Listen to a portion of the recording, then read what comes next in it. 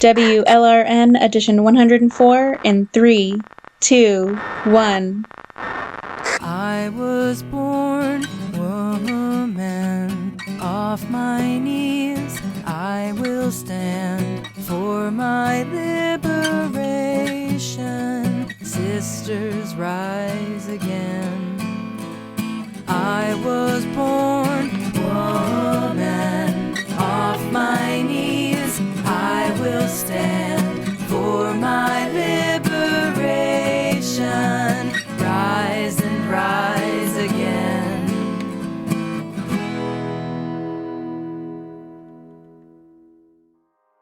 Greetings and welcome to the 104th edition podcast of Women's Liberation Radio News for this Thursday, December 5th, 2024. Wow, not much left of 2024, sisters. Happy holidays to all of you. This is Thistle, founding member of WLRN and resident folk singer.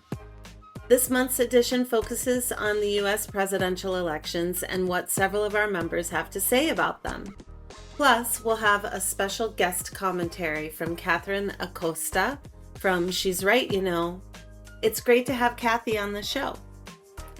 My contribution to this edition is a 2007 recording of my song, Sticky Red Egg, about my experiences protesting the two-party electoral political system in 2004 with the Democracy Uprising March. We'll hear it a little bit later on. The song comments on the absurdity and dangers of the political system operating in the United States.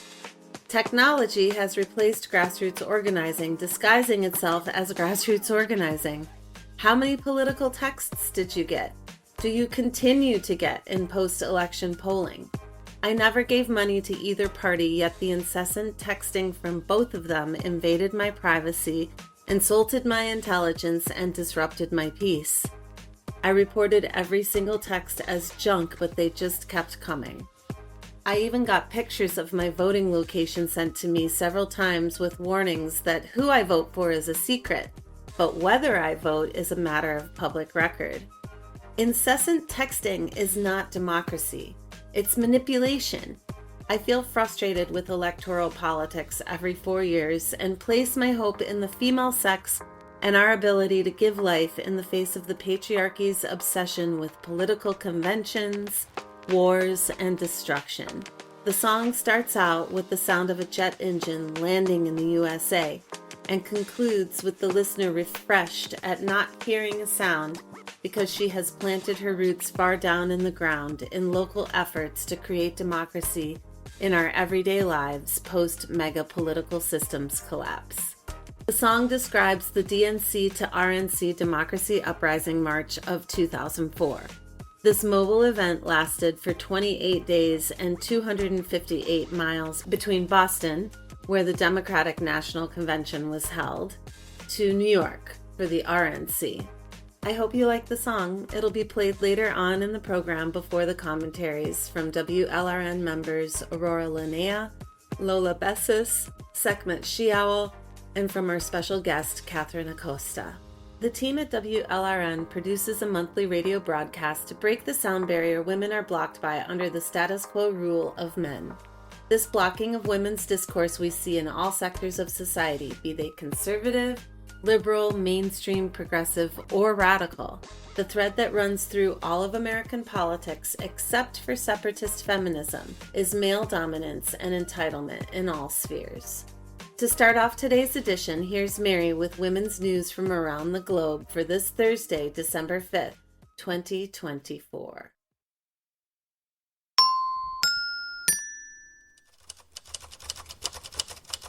Thanks, Thistle. Giselle Pellicott, whose husband drugged and raped her and arranged for over 50 other men to rape her as well, spoke in court before many of the accused. While her husband has admitted to the drugging and rape, most of the other 50 men have refused to do so. Pellicott said, "For me, this is the trial of cowardice. There is no other way to describe it." The Pellicott's son requested that the court punish their father severely and declared that he was dead to them too. The Pellicott's daughter believes that her father drugged and sexually assaulted her as well.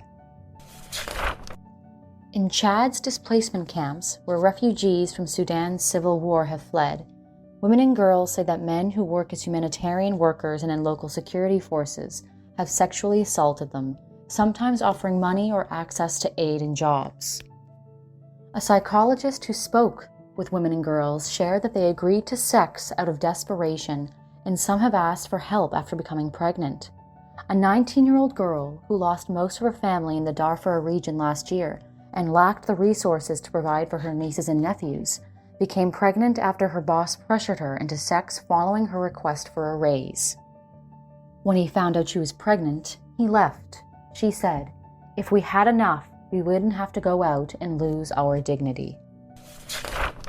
A Moscow military court sentenced a 43-year-old woman to 8 years in a penal colony for her anti-war online posts. In several, she called for the assassination of Vladimir Putin, according to Russian news sources.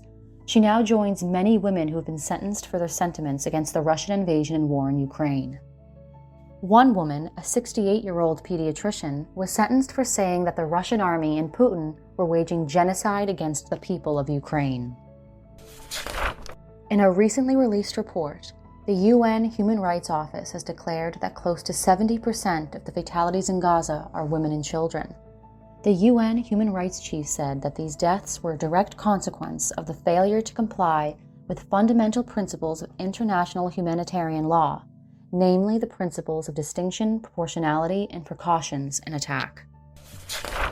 President-elect Donald Trump named Matt Gaetz as his Attorney General pick. Gaetz was under investigation by the House Ethics Committee for sexual misconduct and illicit drug use, among other allegations, but after he resigned following Trump's announcement, the investigation was dropped. Gaetz was previously subject to an investigation by the Justice Department over allegations of sex trafficking a teenage girl. Gaetz has since removed himself from consideration. A German law enabling people to change their name and sex on official records came into effect on November 1st. As women protested around the world, UN Special Rapporteur Reem Al-Salam said, "The Gender Self-Determination Act lacks the needed safeguards to prevent abuse of the process by sexual predators and other perpetrators of abuse and violence, including in single-sex spaces." Germany neglected to take their concerns into account. UN Women released a report that shows that, in 2023, one woman was killed every 10 minutes at the hands of their partner or close relative.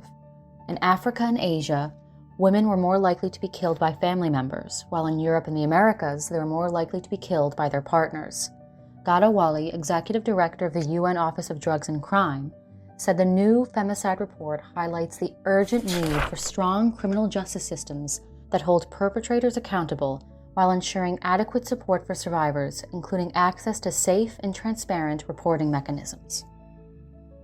U.S. Representative Seth Moulton of Massachusetts has been criticized by his fellow Democrats for saying, "I have 2 little girls. I don't want them getting run over on a playing field by a male or formerly male athlete. But as a Democrat, I'm supposed to be afraid to say that." In a later interview, he said that backlash to his statements proved his point, and that, "I've never heard more people, parents, and by the way, a lot of LGBTQ community members reach out to me and say, 'Thank you for saying this.' Some of them believe the trans movement has gone too far. It is imperiling the progress we've made."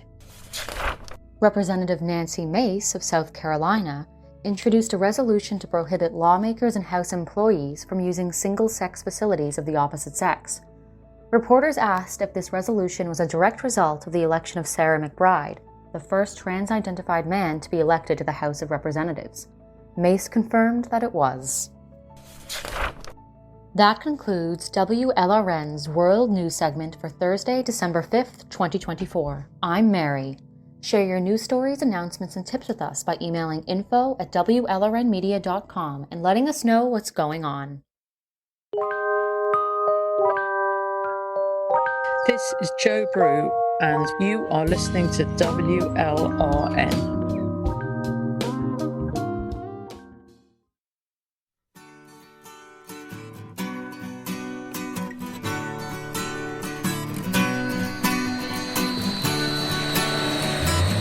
The political conventions planned in the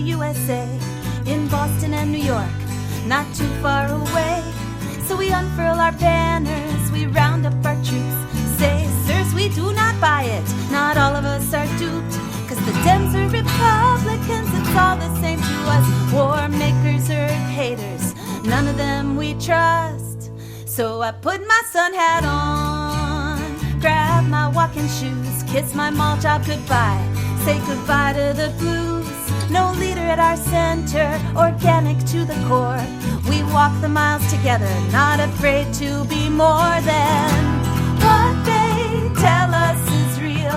We know it's a lie, and it's up to us together to free ourselves, earth, water, and sky, and we'll shut down their wars, speak the truth to their lies, open up their gates of power and might, and take them by surprise.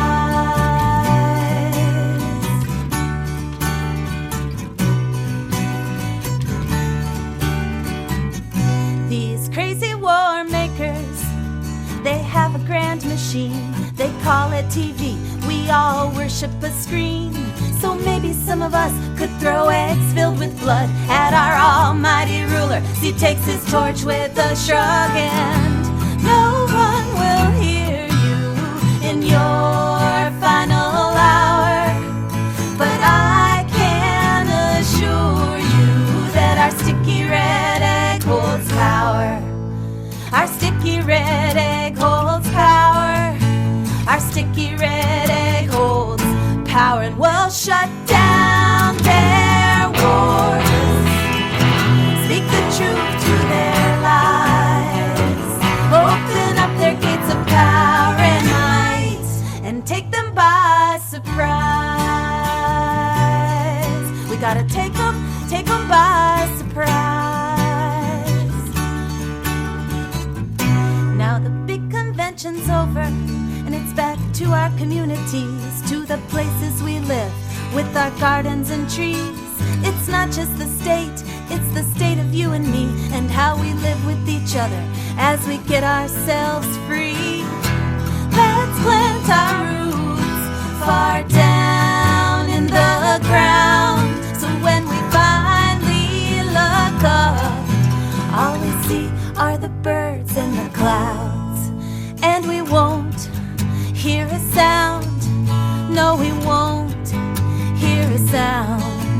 No, we won't hear a sound.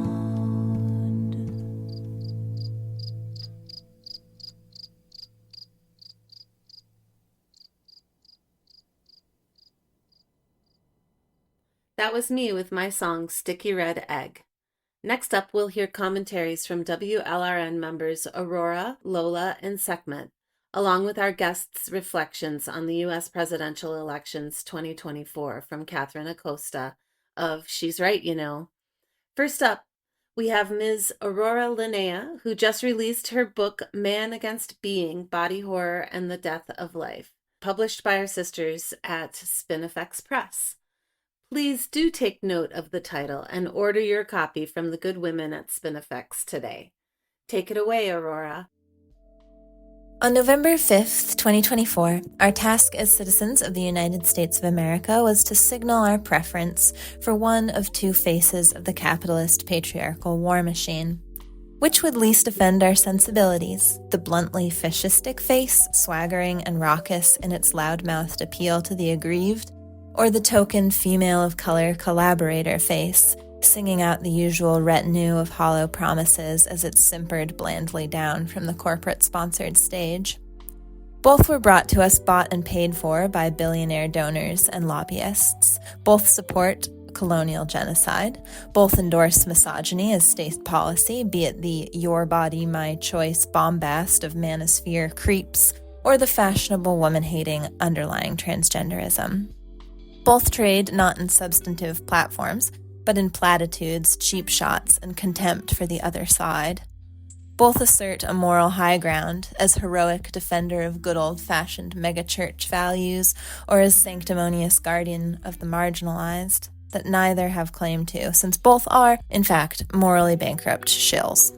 No face of the capitalist patriarchal war machine, whether it shone red or blue blazing through our screens on November 5th, offered any hope of an improved existence for women, the poor, the racialized, the non-human, or life on Earth in the broadest possible sense.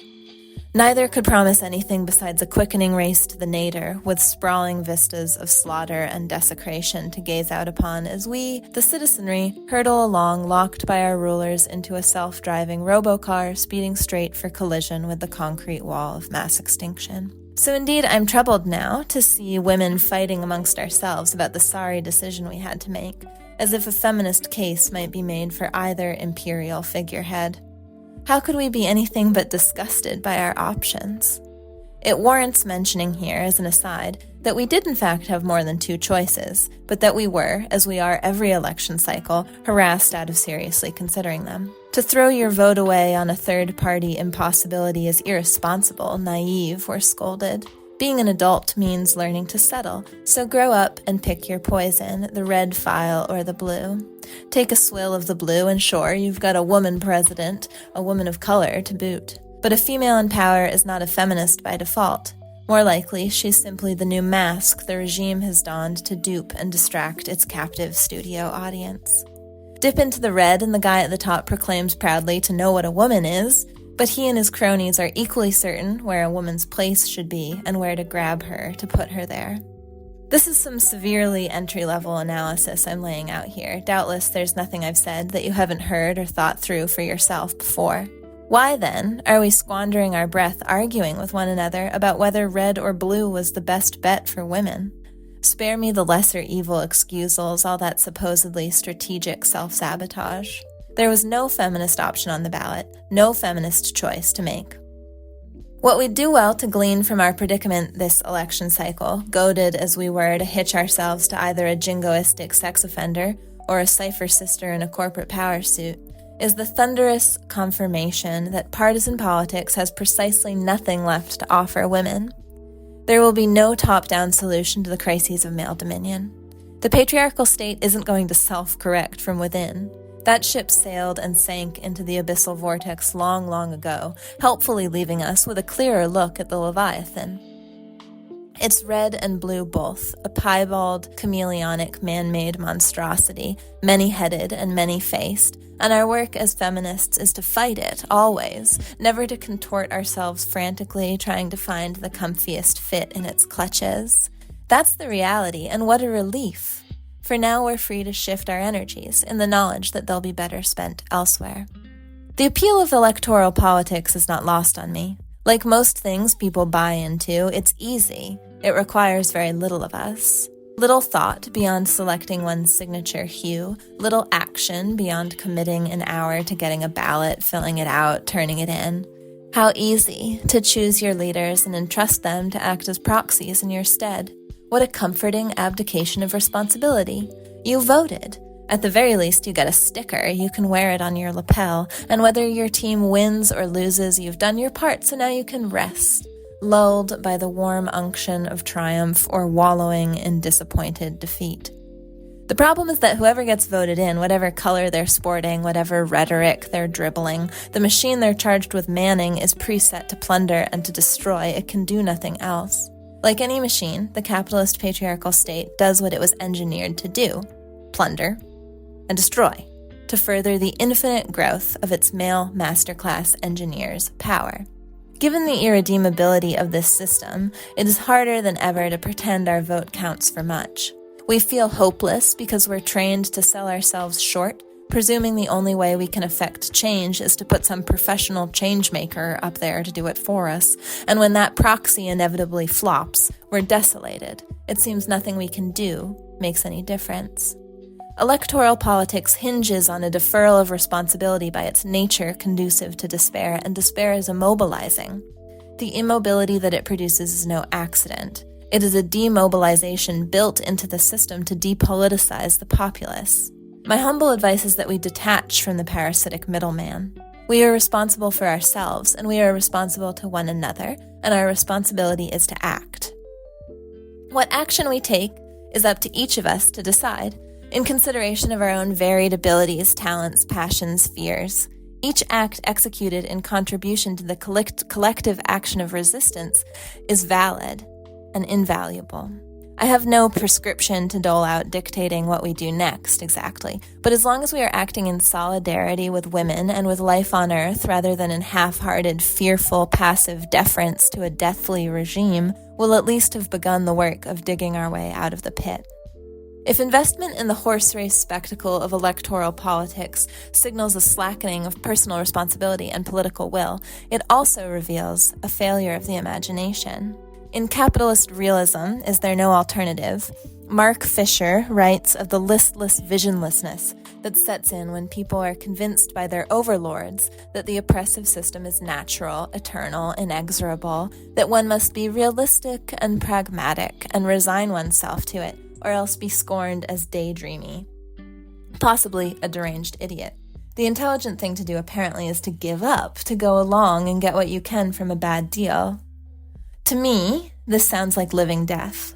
Vision is revitalizing. It is revolutionary vigor's source and tinder. Without vision, we slump, we buckle, we find ourselves dispiritedly quibbling over which of two evils we should concede to.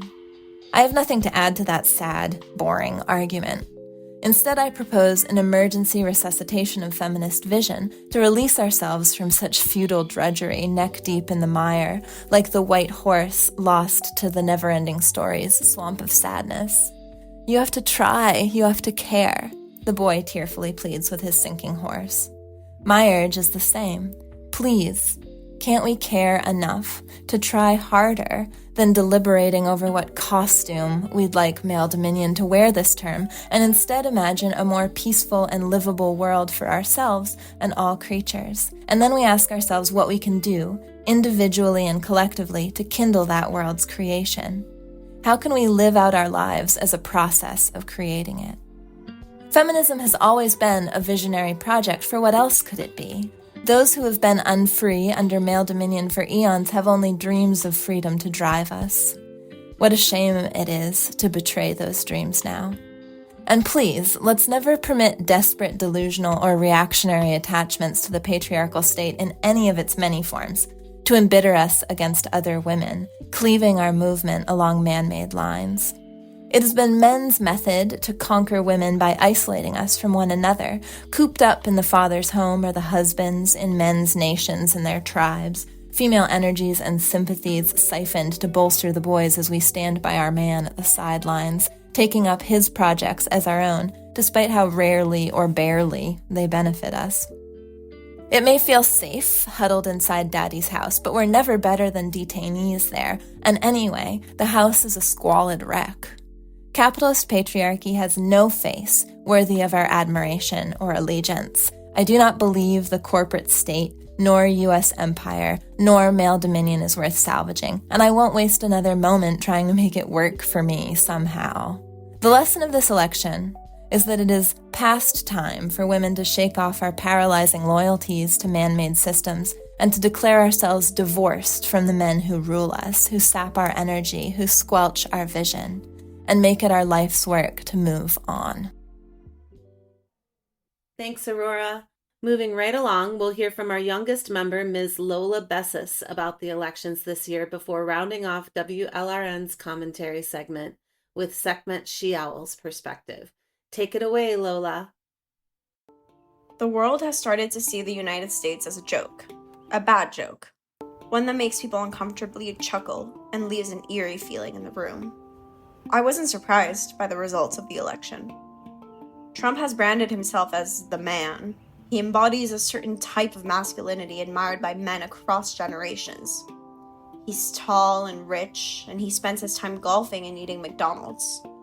Every American man can see himself in Trump. And I suppose relatability is a priority when voting now. No one takes the US seriously anymore. Neither the right or the quote-unquote left. Trump is a clown, but the Democrats' over-acceptance of trans has also caused them global ridicule. Is this the downfall of American hegemony? Are we finally moving into a multipolar world? I hope so. Trump is not a unique case. Rather, he's the American manifestation of a global phenomenon. a shift towards alternative, right-wing, masculine politics.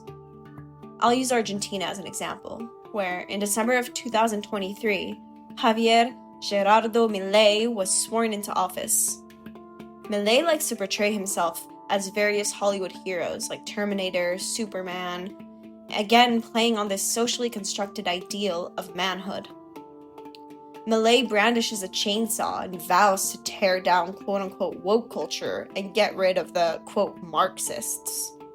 He, like Trump, walks this fine line of being perceived as a politician, a pop culture icon, and a social media influencer all at once.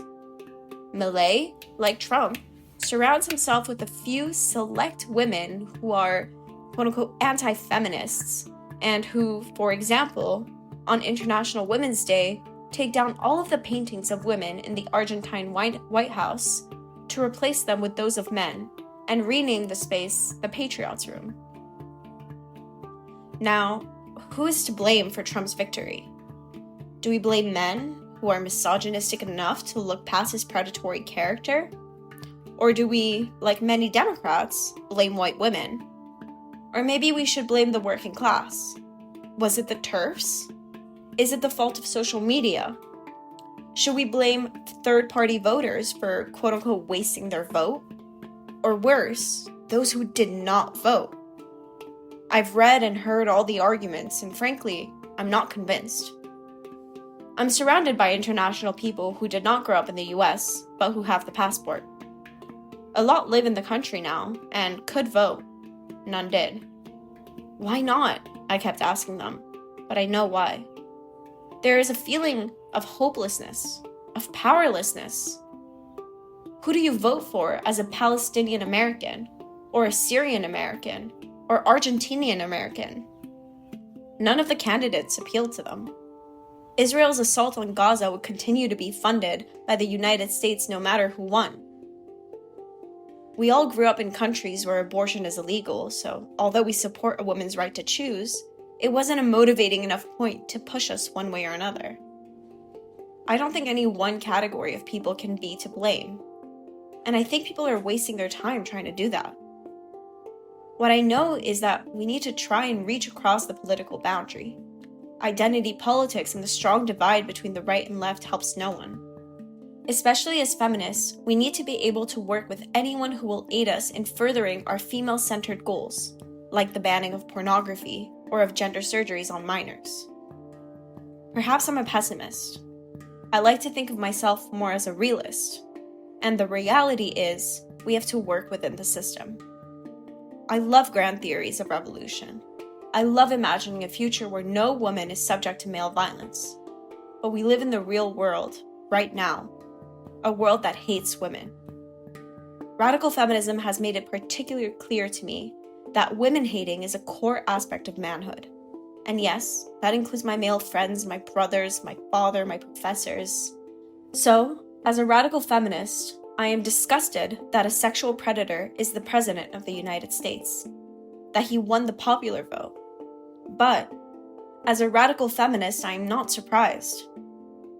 As a professor rightly told me one day, in the confines of his office, after I went on a particularly angry rant about the lack of care for women's issues, he said, "No one gives a shit about women." He's right. No one gives a shit about women, so I will. So we will. We have to. Amidst a culture where openly disrespecting our sex is celebrated, we have to get angry. In this extremely divided time, we must find common ground as women who want to help women and come together. Because no one gives a shit that over 100 women are killed in private every day. No one gives a shit that rural women in the US have no access to maternity care. No one gives a shit that over 90% of women are sexually assaulted on college campuses. No one gives a shit. So we have to. Work on the small, work on the big. Let your anger fuel your activism. Women around the world need you now more than ever. Thank you, Lola. Our final featured perspective from the WLRN team is from our oldest member besides me, the one and only Sekhmet SheOwl. Preach it, sister. I've been deliberately disconnected from mainstream electoral politics in America for a long time, and I don't expect that will ever change. I don't actively watch or read coverage of current events. I don't pay attention to who the politicians are or what they claim. The last several elections, I voted Democrat down ticket simply because the Democratic Party is a buffer against the Republicans, not because I care anymore about their empty campaign claims. And I have not voted for president at all. That changed this year. I did vote for Kamala because I couldn't find a good reason not to, though I knew she was unlikely to win and didn't expect anything beneficial from her. I would not have voted for Biden because I refuse to help sexually predatory men succeed. I don't fault women who voted for him in 2020 to prevent Trump from winning re-election. But I also don't apologize or regret not voting for Biden in 2020. The bottom line is, I have no faith in electoral politics whatsoever, especially not at the federal level. I know that most of my own policy goals will never be realized, regardless of who takes office federally. And I don't expect the quality of life for the average American to drastically improve through federal law. I believe there are plenty of reasons Kamala lost to Trump, and sexism is obviously one of them.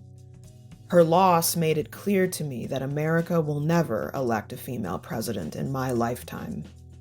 I didn't feel that way in 2016 when Hillary lost, though I was never a fan of her and had none of the emotional investment in her campaign that a lot of liberal women did. But now that America chose Trump a second time, again over a qualified woman, I feel sure that a woman in the White House isn't in the cards within the next 50 years. If I'm wrong, I think it's far more likely that the first woman elected president is a Republican who gives the most public performance of right-wing handmaidenry this century. Men are half the population, and they're all sexist and misogynistic, the Democrats no less than the Republicans. That will never change. Kamala wasn't even chosen properly as the presidential candidate by the voters. She replaced Biden only because she was his VP. The only two women to ever manage securing the presidential nomination for the Democratic Party did so with significant ties to powerful male politicians, and they still lost to Donald Trump, of all men. We have to face up to the fact that not only is the United States a deeply conservative country at heart, but that it's just as woman-hating as every other country out there. That said, I don't think the improbability of a woman president in the 21st century is any reason for American women and girls to feel depressed or discouraged. Too many liberal women care more about representation than they do about policy when it comes to electing a female president and other female politicians. While women do stand to benefit from a heavier female presence in government, representation has never been a guarantee of improved conditions for women. Electoral politics is not the entertainment industry. Feeling good about seeing yourself reflected in the movies is one thing. Feeling good about seeing yourself as a woman represented in government shouldn't be anywhere near the top of your priority list when it comes to electoral politics. There are Republican women in Congress actively cooperating with their male counterparts to make life more difficult and dangerous for American women. They aren't loyal to womankind, they're loyal to their preferred flavor of patriarchy. And for that matter, so are the female politicians in the Democratic Party. The ones advocating for violent men in drag claiming to be women to enter women's prisons, and for the American war machine, and for policies that further empower corporations to get away with underpaying poor and working class women. If the women of the Democratic Party in Congress would vote to protect the porn industry and against universal health care and housing price regulations, why should any woman feel good about the fact that they're the ones who have those seats instead of men? And if a female Democratic president would sign off on laws harming women and girls and veto laws that would help and protect them, why should we be happy she's not a man? I've said it before, and I'll keep saying it. Women's liberation from male oppression was never going to come through the government. It was never going to be achieved through legislation. Laws can help, but they can't set us free, because you can't legislate males into seeing women as human beings, into feeling genuine respect and empathy for us, into treating women and girls as their true equals in any and every context. We aren't going to change who men are, and even if we could, we wouldn't be able to do it with a system they designed and control. I don't know how bad things are going to get over the next 2 to 4 years in the United States under a Trump-led Republican federal government. I'm not going to pretend that we as women are in a good situation. We aren't. But I'm also not going to panic in advance because that won't change anything. What I do know is that the female experience of misogyny remains largely unchanged no matter who wins elections. Patriarchy has no political party, just as it has no particular religion or race or economic class or generation or ethnicity. Patriarchy is men. Not a certain group of men, but all of them. When we think about how to participate in the feminist struggle effectively and efficiently, we can't see one man, like Donald Trump, or one group of men, like Republicans, as the enemy and obstacle to liberation. Nor can we count on female politicians to be our true allies in the struggle simply because they're women. Nor can we forget that male domination and oppression of women pervade every level of society, culture, and the individual experience, including all the contexts that government doesn't directly affect. We can't control who takes office in Congress or the White House, or what they do with their power. But we can control the way we live our lives as women, how and how much we interact with men personally, and how much we allow men to affect our thinking and self-image. We need to use the power and the agency we have and keep our eyes on the real prize, which is not a woman president or even a government that's exactly half female, but a world where all women and girls are self-loving, healthy, free, and safe from male violence. Finally, dear listeners, and thanks for staying tuned, we have a special guest commentary from Katherine Acosta of the feminist blog and podcast called She's Right, You Know. Take it away, Kathy. This is Katherine M. Acosta, feminist, sociologist, and writer.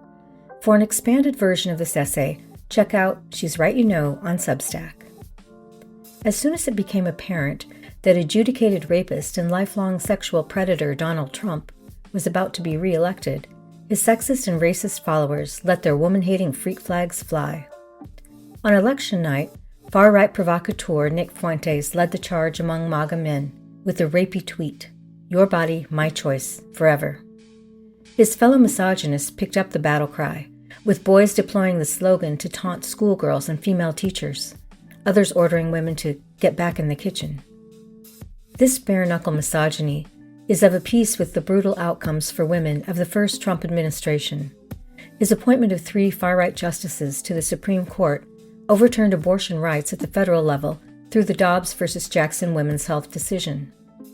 The ruling has resulted in injury for numerous women and the death of at least 3 who were miscarrying and denied timely medical treatment, as well as hardship for many women seeking abortions for reasons other than medical emergencies. During his next term, we can expect further assaults on women's reproductive rights and bodily autonomy. Although Trump lied during his campaign, claiming ignorance of Project 2025, he is now hiring contributors to the project, including key architect Russell Vogt, to head Office of Management and Budget. Project 2025 is the latest in a series of mandates for leadership produced by the Heritage Foundation, with the first published in 1981. Then, as now, the mandate called for ending programs to increase diversity and equity, then called affirmative action, for women and racial ethnic minorities. The continued backlash against women's rights is part of Project 2025's overall plan for authoritarian government, to consolidate power in the hands of the executive, to dismantle much of the administrative state and regulatory agencies, and to impose a far-right social agenda. As Gloria Steinem stated in a 2021 discussion on NPR, controlling reproduction has always been the first step in any hierarchical or authoritarian government. To that end, Project 2025 recommends restricting access to mifepristone by requiring in-person dispensing and ultimately revoking the Food and Drug Administration approval of the abortion medication, reviving the 1873 Comstock Act that prohibits mailing anything intended for producing abortion and potentially birth control, prohibiting healthcare providers who receive Title X funding from providing abortion referrals, rescinding the Biden administration guidance on the Emergency Medical Treatment and Labor Act, or EMTALA, issued after the Dobbs decision overturned abortion rights. The guidance affirmed that women who needed emergency abortion care were entitled to it under federal law, even in states where abortion is banned. Project 2025 also calls for all current Department of Justice litigation against states that have violated EMTALA to be withdrawn, expanding religious exemptions from contraceptive coverage to make it easier for employers, including corporations, to exclude such coverage from their employees' health insurance plans, and replacing comprehensive sex education with abstinence-only curricula. Project 2025 co-author and likely incoming OMB director Vogt told undercover reporters during the campaign that a Trump administration would implement a national ban if he were re-elected. This despite claims by Trump and other GOP stalwarts that Dobbs was intended merely to return abortion legislation to the states. Everywhere citizens have organized to institute abortion rights in their state, the GOP has mobilized to thwart the will of the people, demonstrating again the anti-democratic nature of the movement. Though fascist regimes aggressively promote childbearing, those children are children for the state, not for the family. Producing children is a patriotic duty for the benefit of a country or society. In a remarkable contemporary parallel, several U.S. states have filed a lawsuit seeking to restrict access to abortion medication in their states due to population decline. The Attorneys General of Idaho, Kansas, and Missouri, seeking to establish the state's standing to challenge federal government's liberalized rules for medication abortion, claim that expanded access to the abortion pills is causing a loss in potential population, and that decreased births were inflicting a sovereign injury to the state itself. Incoming Vice President J.D. Vance has voiced similar responsibility to society arguments in support of mandatory childbearing.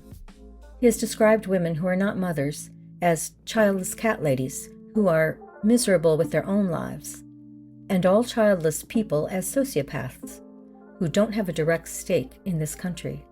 Parents, Vance suggested, should have a greater say in this society by giving children votes and allowing parents control over those votes. Project 2025 calls for restoring the family, asserting that, quote, families comprised of a married mother, father, and their children are the foundation of a well-ordered nation and healthy society, a prescription that does not bode well for lesbian-headed households. If the next Trump administration pursues long-standing far-right goals of repealing the Affordable Care Act and cutting Social Security, women will be disproportionately adversely affected. The ACA prohibits health insurance companies from charging women higher insurance premiums than men. Due to, on average, lower lifetime earnings than men, Social Security forms a larger proportion of women's retirement income compared with men.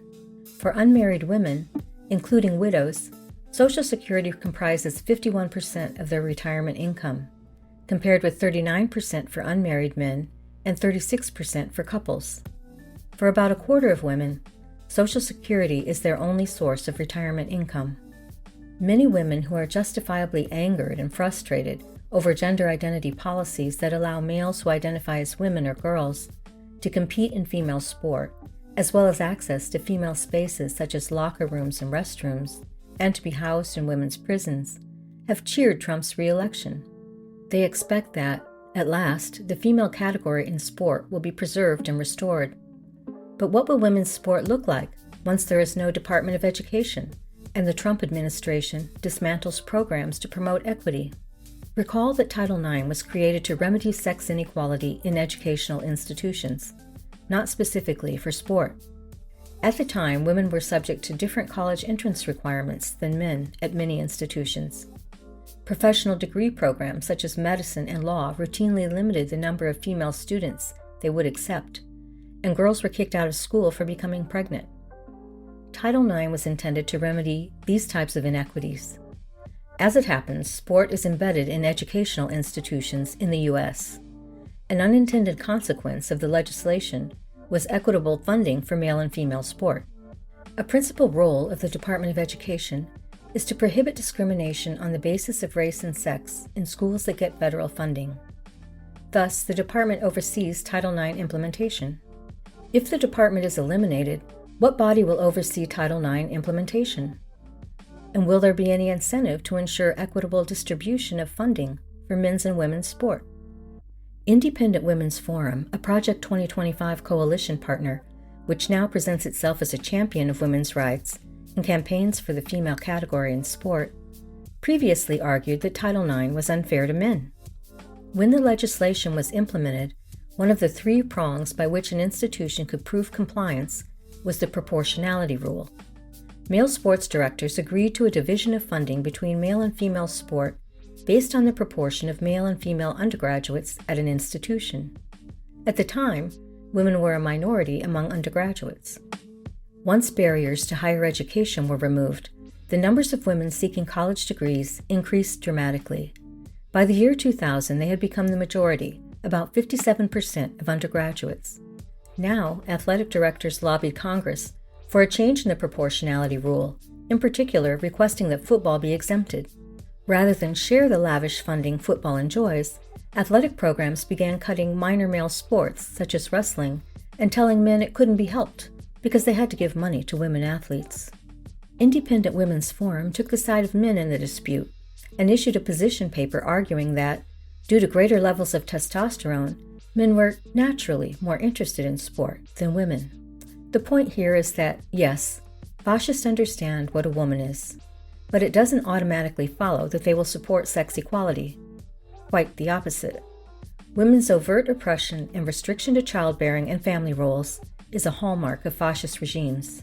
Although U.S. women have made great strides toward equality in the last century, we are vulnerable as a class, in part because we have not been explicitly affirmed as citizens in the Constitution.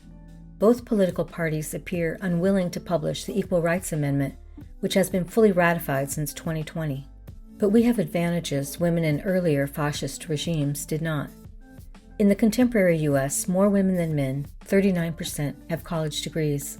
Most women have access to paid employment. We have more resources and a base from which to launch a defense, and ultimately full expansion of our civil rights. This is the urgent task before us now.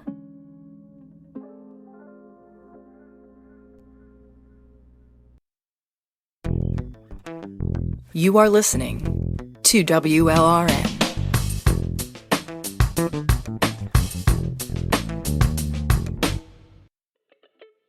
Thanks for listening to WLRN's 104th edition podcast on the U.S. presidential elections. WLRN would like to thank our members and guests this month for sharing their views. Thank you so much, Aurora, Mary, Lola, Sekhmet, and Kathy Acosta for expressing your views on the airwaves of WLRN. Until next time, this is Thistle signing off on another WLRN podcast.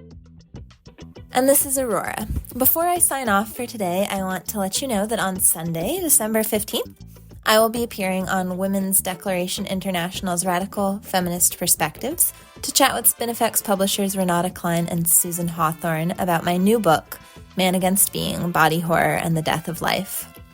I would so love to have you there. That's all from me for now. Our monthly podcasts are always crafted with tender loving care and in solidarity with women worldwide. Thank you for your constant support.